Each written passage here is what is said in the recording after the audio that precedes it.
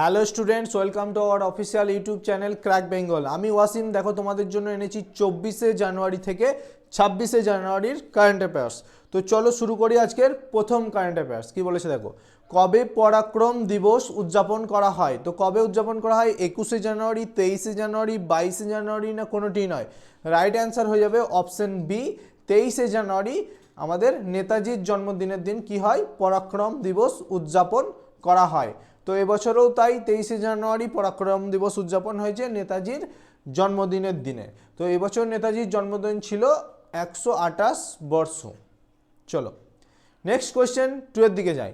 কোথায় আন্তর্জাতিক পশমিনা উৎসব অনুষ্ঠিত হয়েছে? তো কোথায়? ভারত, বাংলাদেশ, নেপাল, না কোনোটি নয়। এর রাইট অ্যান্সার হয়ে যাবে অপশান সি, নেপালে অনুষ্ঠিত হয়েছে আন্তর্জাতিক পশমিনা উৎসব। চলো নেক্সট কোয়েশ্চেন 3। রিলায়েন্স পাওয়ারের এমডি অ্যান্ড সিইও হিসাবে কাকে নিযুক্ত করা হয়েছে? তো 4টে অপশান তোমরা দেখতে পাচ্ছ। এর রাইট অ্যান্সার হয়ে যাবে অপশান বি, নীরজ পারেখকে কি করা হয়েছে? রিলায়েন্স পাওয়ারের এমডি এবং সিইও হিসাবে নিযুক্ত করা হয়েছে। তো চলো নেক্সট কোয়েশ্চেন 4। 25শে জানুয়ারি কোন রাজ্য তার 55তম প্রতিষ্ঠা দিবস উদযাপন করেছে? তো কোন রাজ্য?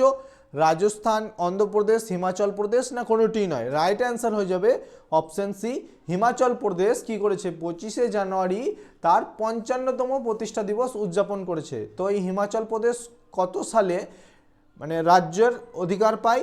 সেটা হচ্ছে 1971 সালে 25শে জানুয়ারি। তাই 25শে জানুয়ারি প্রত্যেক বছর হিমাচল প্রদেশ তার রাজ্যের প্রতিষ্ঠা দিবস পালন করে থাকে। চলো নেক্সট কোয়েশ্চেন 5। ঠিক একই কোয়েশ্চেন দেখো, 24শে জানুয়ারি কোন রাজ্য তার 76তম প্রতিষ্ঠা দিবস উদযাপন করেছে? তো 24শে জানুয়ারি কোন রাজ্য করেছে তার 76তম প্রতিষ্ঠা দিবস?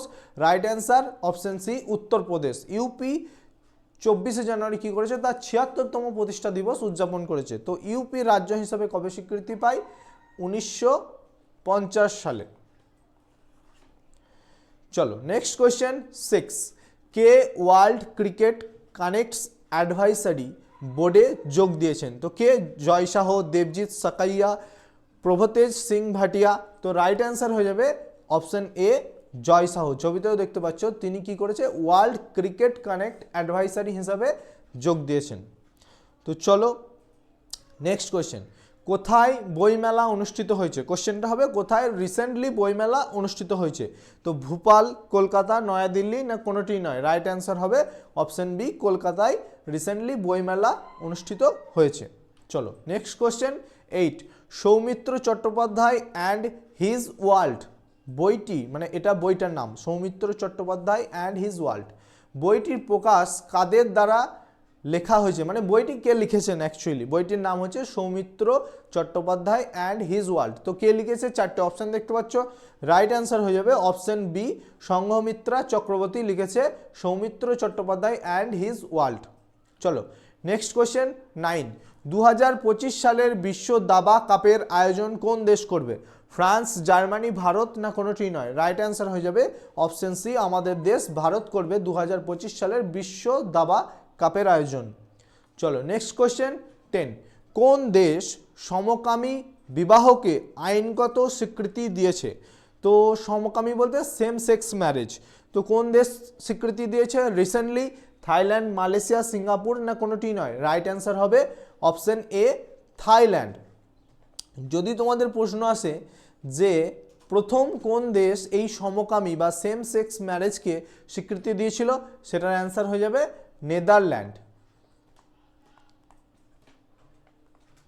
নেদারল্যান্ড প্রথম স্বীকৃতি দেয় সেম সেক্স ম্যারেজে।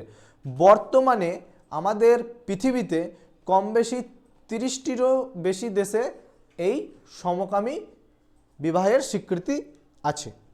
তো চলো নেক্সট কোয়েশ্চেন 11, আজকের সেশনের শেষ কোয়েশ্চেন। ভারতের শীর্ষ দাবা খেলোয়াড় কে হয়েছেন? ছবি দেখে অলরেডি বুঝে গেছো তোমরা যে কি অ্যান্সার হবে। এর রাইট অ্যান্সার হয়ে যাবে অপশন সি, ডি গুকেশ ভারতের শীর্ষ দাবা খেলোয়াড় হয়েছেন। তো চলো নেক্সট স্লাইডে আছে হোমওয়ার্ক। আগের দিনের ক্লাসটা আমার যে করেছো সে নিশ্চয়ই এই হোমওয়ার্কের অ্যান্সার দিতে পারবে। দেখো কোয়েশ্চেনটা কি, কোথায় virgin coconut oil GI tag পেয়েছে? মানে কোন রাজ্যের virgin coconut oil GI tag পেয়েছে। তো এর রাইট অ্যান্সার তোমরা কমেন্ট বক্সে জানিয়ে দাও। তো চলো ক্লাসটা এখানেই শেষ। তোমরা দেখতে পাচ্ছ স্ক্রিনে রেলওয়ের রুটিন। আশা করছি তোমরা রুটিন ওয়াইজ ক্লাস করছো, এবং যারা এখনও করছো না এই ক্লাস আমাদের, তারা এই নাম্বারে আমাদেরকে মেসেজ করো, আমরা তোমাদেরকে আমাদের গ্রুপে যুক্ত করিয়ে নেব এবং আমাদের সঙ্গে তোমার প্রস্তুতিকে আরও এক ধাপ এগিয়ে নিয়ে যাব। Good bye.